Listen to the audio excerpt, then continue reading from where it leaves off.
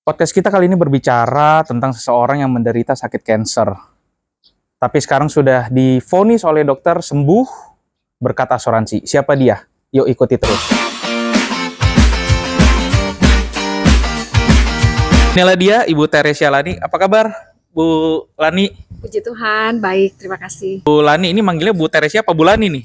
Panggil Lani aja biar lebih akrab. Biar lebih akrab ya. Nah ini kan waktu itu kita tahu ya tahun lalu persisnya Cilani ini divonis kanker ya. Boleh tahu kankernya apa? Terus waktu divonisnya itu bagaimana? Apakah tiba-tiba sakit ataukah ada penyakit dulu di beberapa bulan sebelumnya atau bagaimana, Cilani? Boleh. Jadi tahun lalu itu sekitar bulan Juli 2023, saya tuh ngalamin yang namanya sakit perut. Jadi sakit di perut bagian bawah. Kemudian 3 hari saya masih tahan, saya masih nggak ke dokter tuh ya. Jadi saya pikir masuk angin lah, orang Indonesia biasa ya, ini mungkin masuk angin atau apa. Ya saya pikir istirahat atau kerokan, kebetulan nggak biasa kerokan ya. Jadi saya pikir bawa istirahat nanti sembuh deh gitu. Nah ternyata dari hari Jumat sakit perut, Jumat, Sabtu, Minggu, hari Senin masih terus tuh sakit perutnya. Mulai dari sakit perut 2 jam sekali, 1 jam sekali, sampai hari Senin itu puncaknya setiap saat udah mulai sakit melilit. Nah kemudian saya pergi ke rumah sakit, saya pikir ini pasti udah ada yang gak beres nih di badan kan. Jadi saya datang ke rumah sakit, itu juga masih sempat nganter anak saya sekolah dulu gitu. Jadi di rumah sakit terus dokter bilang, ini kan udah 4 hari. Kebetulan selain perut saya sakit, saya juga gak bisa BAB saat itu. Saya udah di ronsen, saya udah di USG, hasilnya gak ada apa-apa. Jadi dokter bilang sebaiknya dirawat inap aja. Saya masih ngeyel. Saya bilang saya masih mau jemput anak saya sekolah dok, jadi jangan dirawat inap deh, rawat jalan dulu aja. Jadi saya saat itu dikasih obat, saya boleh pulang, tapi juga saya dikasih surat pengantar untuk rawat inap karena untuk jaga-jaga, karena dokter bilang takutnya nanti sakit perutnya nggak berkurang. Jadi saya pulang, saya jemput anak saya makan siang, sampai di rumah makin menjadi sakit perut saya. Jadi saya antar anak saya pulang, kemudian saya balik lagi ke rumah sakit. Sampai di rumah sakit, udah tuh langsung masuk rawat inap. Besokannya kondisi saya makin ngedrop, saya makin parah. Udah benar-benar gak bisa BAB, terus perut saya juga bengkak. Hari kedua langsung jalanin proses CT scan. Nah dari CT scan itu hasilnya ada penyumbatan di usus besar. Dan lumayan besar itu penyumbatannya. Jadi karena itu saya gak bisa BAB, terus perut saya membengkak. Nah dokter bilang ini harus segera operasi. Gitu, jadi hari Rabunya langsung tindakan operasi gitu. Nah setelah operasi kan di patologi anatomi ya, hasil PA-nya itu menyatakan itu kanker usus gitu. Jadi prosesnya ini bisa dikatakan cukup cepat ya Ci ya, prosesnya ya, dari rawat inap terus di pengecekan, ambil darah dan lain sebagainya ya. Itu hari Senin berarti ya. Hari Senin itu Rabunya langsung operasi, langsung tindakan ya. Nah ini emergency saat itu. oh karena sudah emergency. Oke.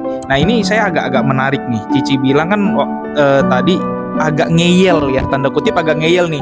Karena nasabah-nasabah saya pun kalau dibilang udah rawat inap aja, kondisinya udah sekian, demamnya udah sekian gitu ya. Yang pasti demamnya nggak mungkin 37 lah, udah di atas 39. Kadang-kadang tuh nasabah suka bilang, bisa gak sih rawat jalan aja, asuransi bisa cover gak? Itu pertanyaan mungkin nasabah Indonesia kali ya yang seperti itu. Nah, menurut warga plus 62, menurut Cici gimana? Apakah memang kita harus langsung segera rawat inap ataukah rawat jalan dulu atau bagaimana? Nah, bicara mengenai demam ya, kondisi saya kan bisa dibilang bukan kondisi yang biasa-biasa aja gitu. Kanker mau apapun itu kan itu udah penyakit yang luar biasa ya. Saat saya masuk rumah sakit hari Senin itu saya nggak ada demam. Saya diukur demam itu normal, suhu badan saya normal. Tapi kondisi saya tuh dalamnya itu sebenarnya udah parah gitu. Jadi kalau misalkan ya memang kebiasaan kita ya orang Indonesia suka ngeyel ya. Kalau dibilang mesti rawat inap, ntar dulu deh, tunggu dulu deh gitu. Kalau menurut saya sih, kalau dalam kondisi udah 3 hari nih, ada sesuatu penyakit yang emang kunjung membaik ya, dari hari pertama sampai hari ketiga justru makin parah, mendingan putusin langsung yaudah dirawat inap aja. Karena apa? Biar terdeteksi lebih cepat juga penyakitnya. Semakin panjang kita tarik ulur waktunya, kita kan nggak tahu apa yang terjadi. Karena gini, saat saya dioperasi, selesai operasi itu saya harus masuk ICU kan. Nah setelah melewati itu saya tanya sama dokter, kenapa saat itu saya mesti masuk ICU dok? Karena kondisi kamu tuh udah luar biasa, emergency banget. Saat itu kalau kita nggak lakukan tindakan operasi, mungkin kamu nggak bisa ketemu saya. Gitu. Saya waktu itu setelah operasi saya makan waktu 7 jam. Dari prediksi dokter 3 jam, itu selesai di 7 jam. Saya operasi itu malam. Jam 2 pagi selesai operasi, kemudian jam 5 saya sadar antara tidak ya sebenarnya karena masih pengaruh obat bius kan. Itu saya buka mata, saya berada di ruang ICU. Dan saya nggak bisa gerak. Satu, saya merasakan kesakitan yang luar biasa karena namanya habis operasi besar ya. Yang kedua, saya pakai oksigen. Sebelumnya itu sebelum masuk ruang operasi saya juga pakai namanya NGT, selangnya untuk makan masuk di hidung itu. Ditambah lagi di mulut saya ada selang ventilator. Jadi rasanya tuh benar-benar nggak enak gitu. Bayangkan kalau misalkan kita ulur waktu sedikit aja, misalkan selang 1 hari atau beberapa jam, kan kita udah nggak pernah tahu kondisinya kan seperti apa. Itu sih, jadi sebaiknya kalau memang sakit minim 3 hari nggak kunjung membaik, misalkan dokter bilang mesti rawat inap, sebaiknya diikutin sih gitu. Jadi kalau sakit yang sudah cukup berkepanjangan ya sudah 3 hari ya cukup panjang, jadi lebih baik ya sudah kita kita mengikuti saran dokter berarti gitu ya. Kalau dibilang rawat inap ya berarti rawat inap gitu. Karena memang kita nggak tahu, seperti Cilani kasusnya tidak demam loh, tidak ada demam apa-apa. Hanya sakit perut yang notabene biasa tuh pasti kita berpikir sakit perut, mungkin masuk angin, perut kembung, tapi ternyata penyakitnya lain. Begitu ya.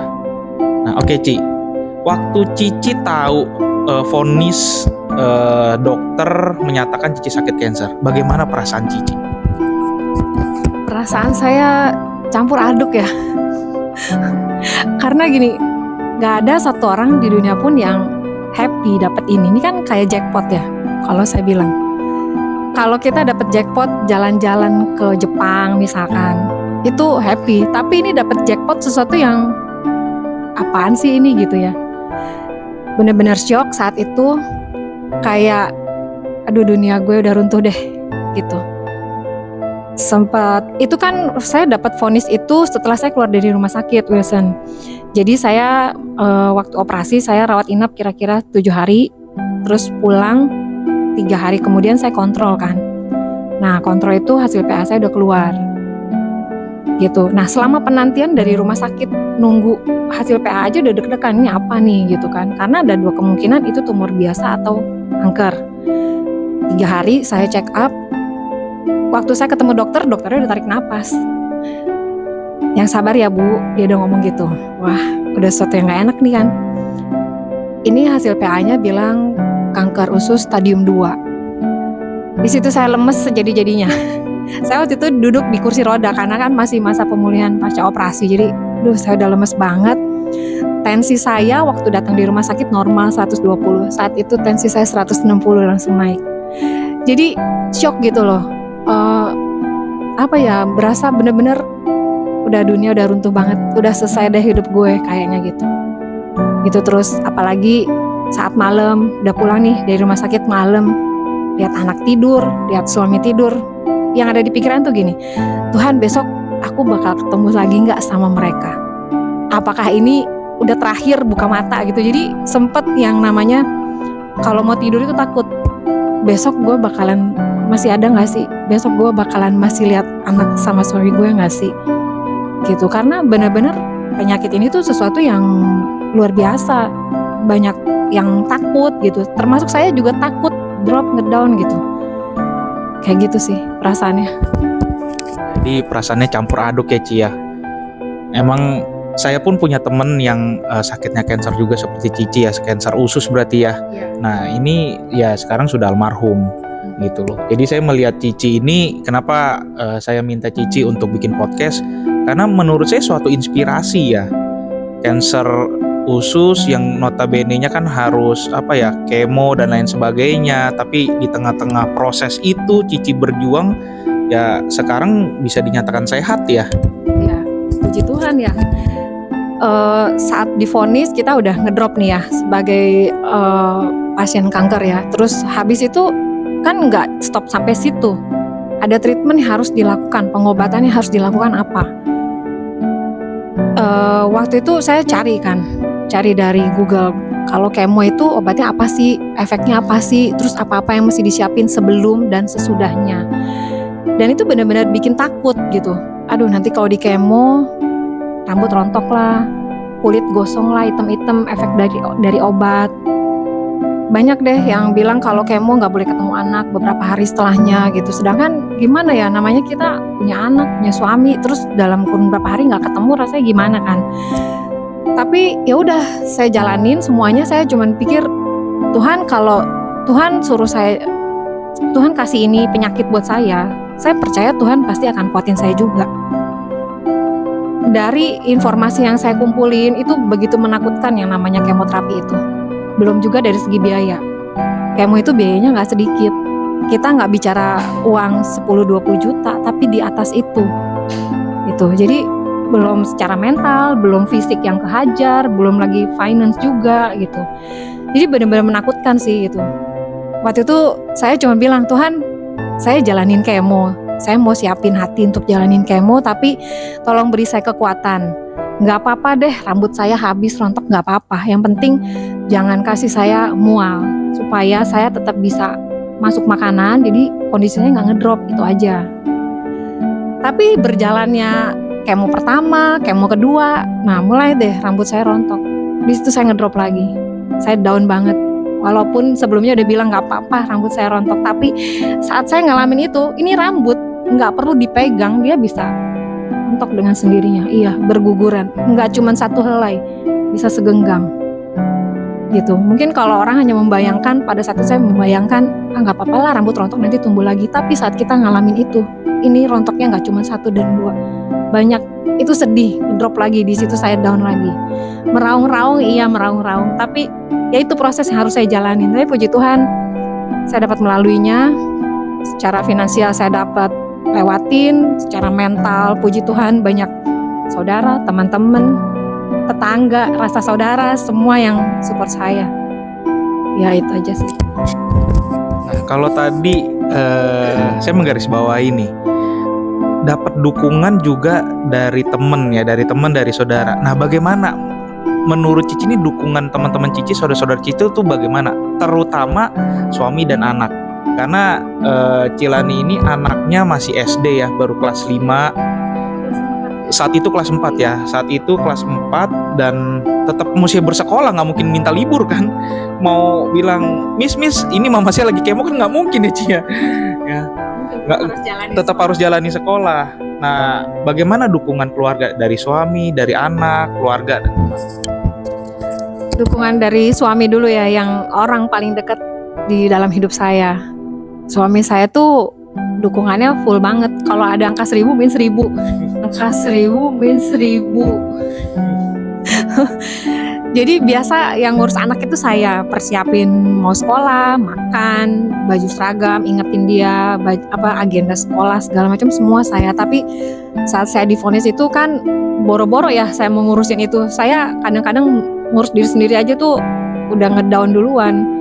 Jadi diambil alih sama suami saya gitu. Dia yang bantu antar jemput anak sekolah, tugas-tugas juga kadang dia juga bantu ingetin gitu ya. Puji Tuhan, hikmahnya dengan kondisi saya ini, anak saya jadi dia bisa jalan sendiri urusan sekolah. Kayak mandi yang dulu masih ditemenin, sekarang udah nggak perlu ditemenin, dia udah bisa jalanin sendiri gitu ya. Jadi dia lebih mandiri gitu. Suami juga dia banyak dukung dalam doa, kadang juga ajak ngobrol gitu juga, misalkan ajak kemana gitu kalau kondisi saya memungkinkan ya. Itu sih kalau teman-teman ya, teman gereja, saudara-saudara semua dukung. Apakah itu dalam bentuk doa, juga ada yang mendukung dalam bentuk materi, semuanya tercukupkan. Jadi kondisi apapun Tuhan itu baik, pasti akan ada dipertemukan kita dengan orang-orang baik, dan itu adalah berkat buat saya. Saya ketemu teman-teman di sekitar rumah, teman-teman di gereja, teman-teman di kantor, saudara, itu juga kayak dokter, perawat, kita ketemu orang-orang baik itu adalah berkat buat saya. Itu sih. Nah, saya menggarisbawahi Cici bilang berkat ya. Di tengah orang bilang kena cancer itu suatu musibah, tapi menurut Cici ada berkatnya ya. Kayak tadi anak akhirnya bisa jadi lebih mandiri gitu ya. Cici dapat berkat tersendiri. Itu mungkin yang menjadi semangat Cici juga kali ya. Oh iya, betul. Orang-orang terdekat itu penyemangat yang utama ya. Kayak anak ya, suami, itu mereka penyemangat yang utama. Di samping juga orang-orang di sekitar kita yang lainnya juga mendukung. Ayo semangat, kamu bisa gitu. Itu untuk kita pasien kanker itu terkadang kan ada orang yang, lo nggak boleh makan ini loh, lo jangan ngelakuin ini loh, lo kan habis di kemo nih, nggak boleh ini itu. Banyak ritual-ritual yang ini nggak boleh, itu nggak boleh gitu. Tapi kita tuh, saya pasien kanker itu lebih kepada, oh lu hebat ya, lu bisa jalanin ini. Gitu. Lu hebat ya bisa jalanin kemoterapi. Saya kemoterapi itu 12 kali dengan interval waktu per 2 minggu.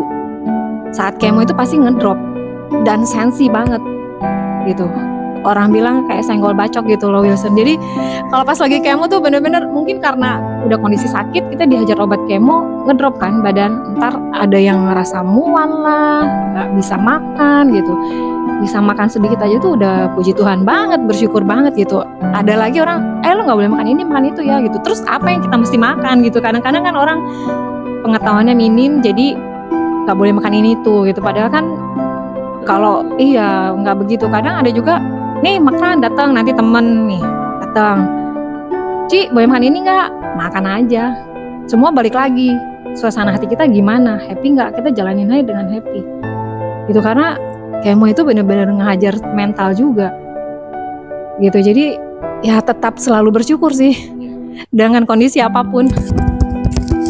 Nah, jadi meskipun sedang sakit, Cici bisa mengubah masalah tadi, musibah tadi menjadi berkat, dan bahkan itu menjadi penyemangat untuk Cici menjadi sembuh begitu ya. Ditambah emang ya dukungan keluarga ya, tapi saya garis bawahi di sini yang memberi semangat Cici mungkin bisa banyak orang, 1000 orang, 2000 orang, tapi yang bisa benar-benar menyemangati diri sendiri, yang memberi motivasi ya diri Cici sendiri, yang tadi mengubah mindsetnya ya dari masalah menjadi berkat gitu ya. Cici mensyukuri punya suami, Cici mensyukuri punya anak, punya temen, ya kan bisa semua proses treatment cancer ini boleh dilalui begitu ya. Betul.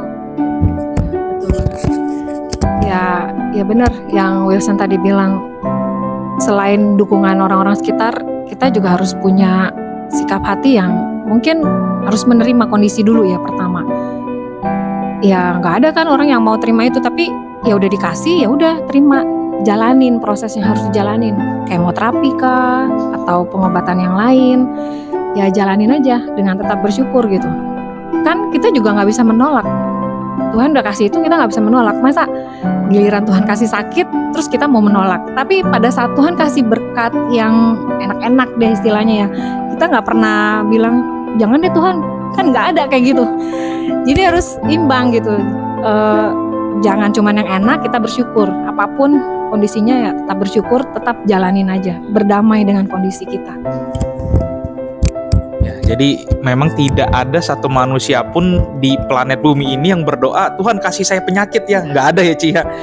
Tapi memang kalau penyakit itu Tuhan kasih, kita percaya untuk kita belajar lebih lagi ya. Kayak Cici tadi, kalau saya boleh tarik benang merahnya, Cici jadi bisa belajar untuk rasa bersyukur salah satunya ya, terus bisa memotivasi diri gitu.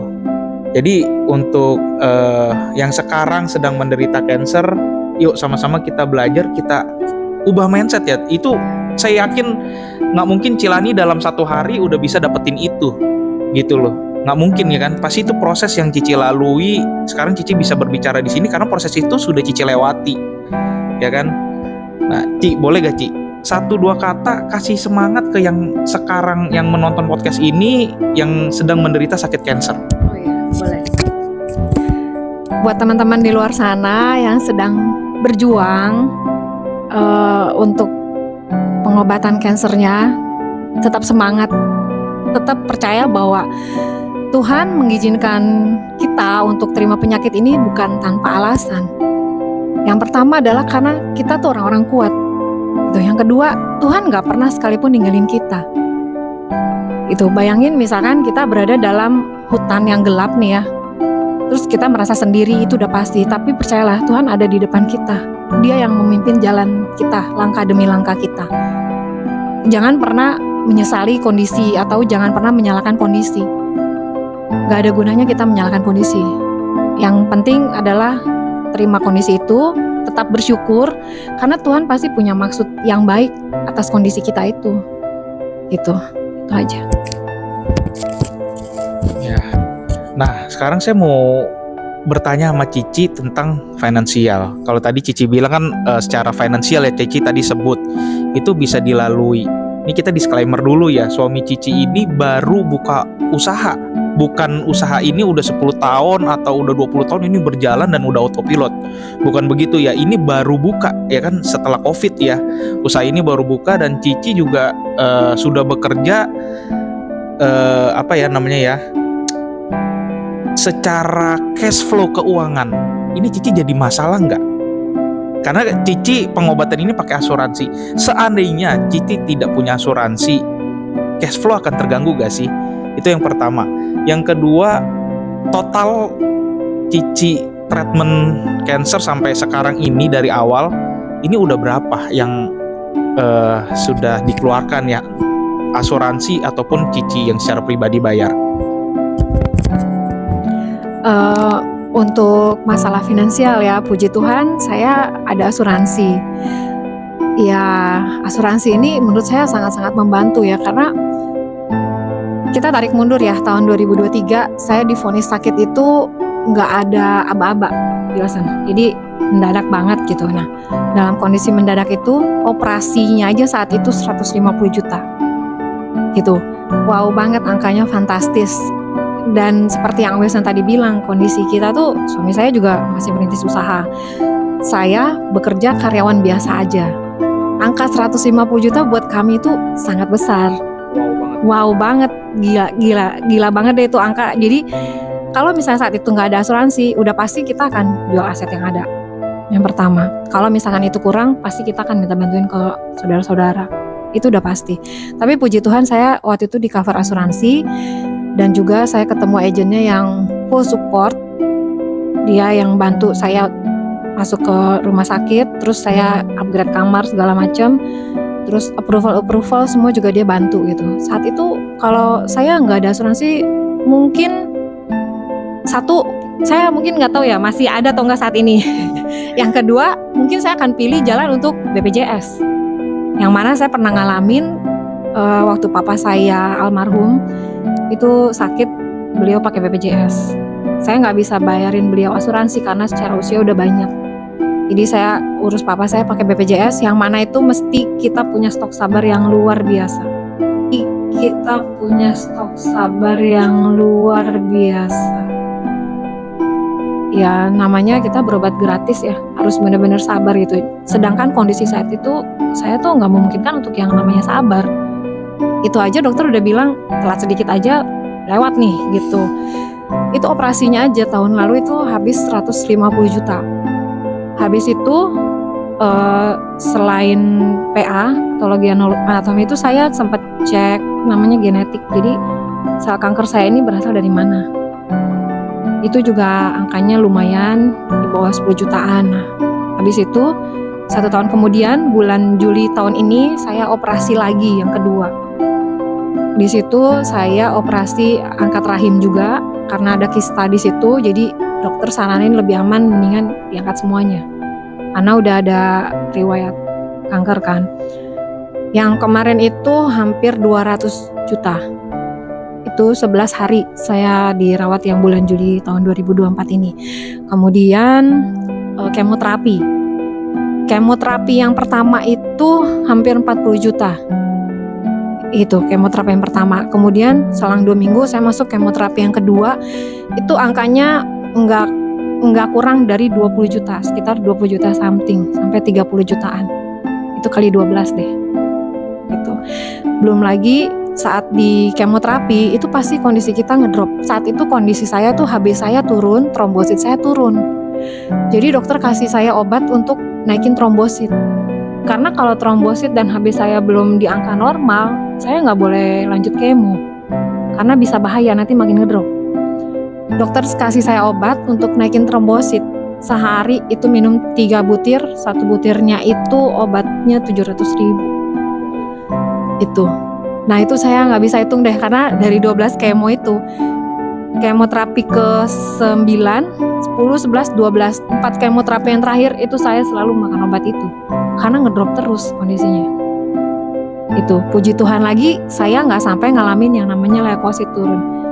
Ada teman-teman juga yang lagi di kemo itu leukositnya turun. Nah kalau leukosit turun, itu mesti disuntik obat lagi. Karena saya nggak ngalamin itu, saya jadi nggak tahu angkanya berapa. Menurut saya sih agak mahal juga ya. Jadi yang namanya kena kanker, dihajar mental, dihajar fisik, dihajar finance juga pasti. Itu jadi ya memang harus punya pegangan nih untuk finance-nya ini. Gitu. Jadi kalau kita boleh totalin secara hitungan cepat aja tadi ya, kurang lebih kan 700.000 cici kali 3, terus belum kemonya dan lain sebagainya, itu 700-an udah habis ya sebenarnya ya. Sampai saat ini dari tahun lalu sampai saat ini udah 700 juta ya kurang lebih ya. Udah di atas 1M sih. Iya, sampai di atas 1M. Itu. Karena kan setelah kemo saya kan 3 hari nih.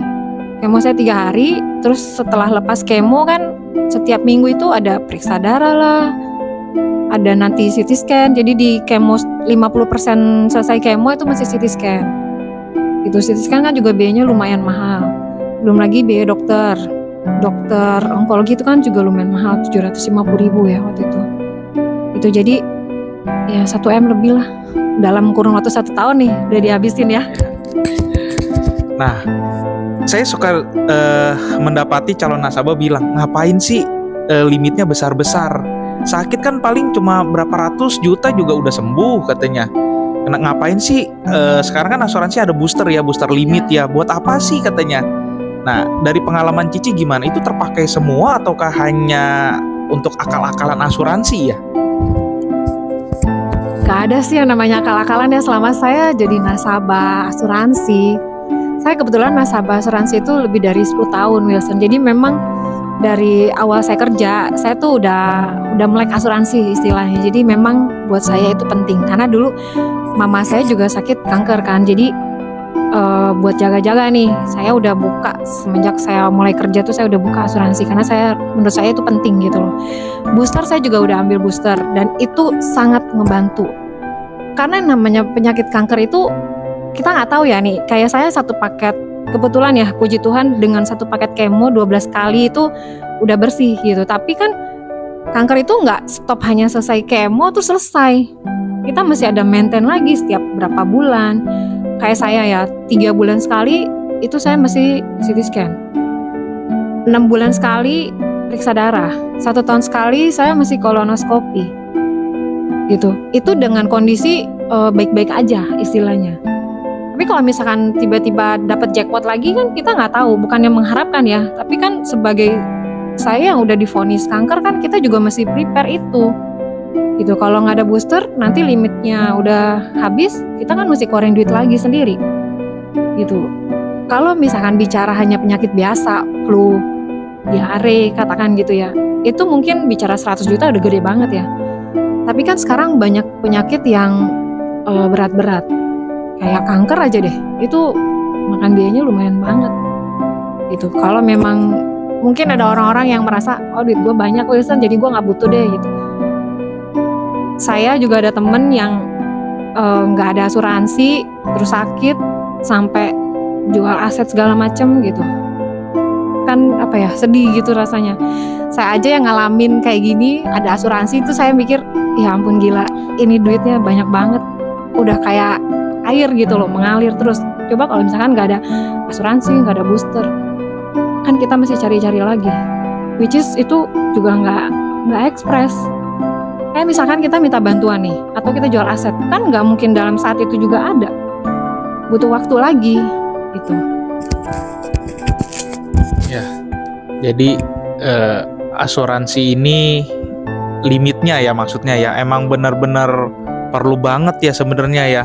Mungkin untuk orang yang belum pernah sakit, jadi mereka berpikir, wah ini limitnya besar sekali, ngapain sih limit sebesar ini, buat apa gitu kan. Sedangkan asuransi yang tadi Cilani bilang, Cici udah pakai udah 10 tahun lebih ya. Jadi sebenarnya asuransi itu bukan jangka pendek, bukan untuk sekarang beli besok klaim, nggak begitu, tapi bisa dipakai terus ya, dipakai panjang ya, bisa puluhan tahun gitu. Nah, Cici selama pakai asuransi dari Cici awal kerja hingga saat ini, pernah gak Cici upgrade atau bagaimana? Mengikuti kan sekarang asuransi kan ada yang program ini nanti sekian tahun, karena kan perusahaan asuransi mengadakan review selama per 5 tahun ya. Nah, bagaimana Cici? Upgrade, ya saya juga sempat upgrade. Jadi sebelum sakit di Juli 2023 itu Wilson, itu saya upgrade. Kebetulan waktu itu ada program upgrade nih. Nah, saya ditawarin sama agent saya, Ci, ini ada program upgrade gini, kondisinya nanti naik kelas segala macam gitu kan. Terus waktu itu saya pikir upgrade nggak ya gitu. Setelah saya pertimbangkan kayaknya butuh upgrade, karena secara logika mungkin gini, asuransi yang kita beli di 5 tahun lalu dengan sekarang itu pasti beda. Karena apa? Biaya rumah sakit juga beda kan, biaya kamar aja beda, obat pasti juga beda tarifnya. Jadi buat saya make sense sih kalau misalkan yang namanya kita upgrade asuransi setelah anggaplah kurun waktu 5 tahun itu ya, fine aja sih. Karena secara biaya kan pasti udah ada kenaikan gitu. Jadi memang upgrade ini bukan sesuatu yang anti atau sesuatu yang ini kayaknya bisa-bisaan perusahaan asuransi nih biar duit nasabah keluar lagi gitu ya, bukan begitu ya. Tapi memang Cici sendiri merasakan manfaatnya ya. Bener-bener apa ya, bisa dikatakan emes ya. Kalau enggak, keuangan yang tadi Cici bilang, cash flow pasti terganggu. Bukan kita yang dari orang kaya, orang tua yang udah kaya udah kasih nih, gua kasih lu warisan 3M 5M gitu ya. Jadi tenang aja, mau sakit berapa M juga udah tenang aja gitu ya. Bukan begitu ya Ci ya. Gitu. Ci, thank you banget untuk sharingnya, biar yang nonton yang sakit cancer bisa termotivasi ya dengan Cici ya. Dan bukan hanya termotivasi tapi menjadi sehat lagi ya Ci ya. Ci, semangat untuk menjalani treatment yang lain ke depannya, biar ya Cici menjadi pulih, menjadi sehat kembali ya. Bahkan untuk keluarga juga bisa terus semakin naik ya kondisi keuangan dan lain sebagainya. Ya teman-teman, podcast kita kali ini kita berada di rumah contoh Lafon yang terletak di Tangerang New City. Nah, bagaimana aksesnya, berapa harganya, dan lokasinya? Yuk kita langsung tanya dengan agent manajernya. Halo, Ko Irwan. Halo, Ko Winston. Coba Ko diperkenalkan dulu, terus lokasinya di mana, harganya berapa dengan rumah ini Ko? Boleh.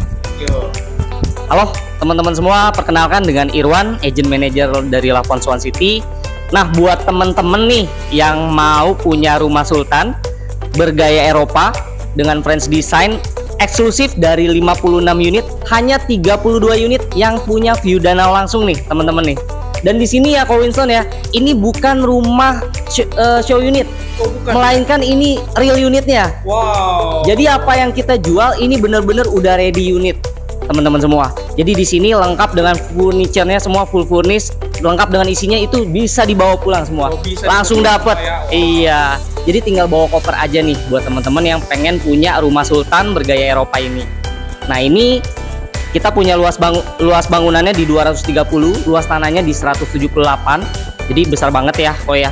Dan kita ini harganya di 10 M-an aja. Jadi 10 M-an udah dapat full furnish rumah sultan dengan view danau langsung eksklusif.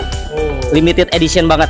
Dan nggak cuma itu aja. Jadi kalau misalkan teman-teman ini cari yang rumah 2 lantai 4 kamar tidur juga, kita ada juga, itu starting di 800 jutaan, cicilan mulai dari 4 jutaan, bisa cicil developer juga 72 kali, jadi aman. BI checking juga bisa dibantu, semua data bisa approve. Nah ini kalau misalkan mau survei, mau info lebih lengkap, langsung aja kontak Irwan di 0878 0011 0888. Oke. Berarti ini bukan rumah contoh ya, Kak? Berarti real ya. Berarti ini piringnya gimana nih piringnya? Piringnya bisa dibawa. Piringnya benar-benar untuk kita ya kalau beli ya. Oh, oke. Berarti Lavon bukan menjual rumah kosong ya, tapi memang udah ada furnisnya ya. Ini kalau kita lihat, wah, Sama interiornya kok ya. interior semua. Lengkap semua. Oke. Thank you sama Ko Irwan sudah bantu podcast kita, sudah pinjami rumah real ini. Real unit Ya, ya. real unit bagi yang mau bertanya-tanya, bahkan bukan hanya tanya tapi membeli langsung ya. Survei langsung bisa hubungi Ko Irwan. Thank you ya Ko Irwan ya. Thank you, Go Winston. Ya. Thank you.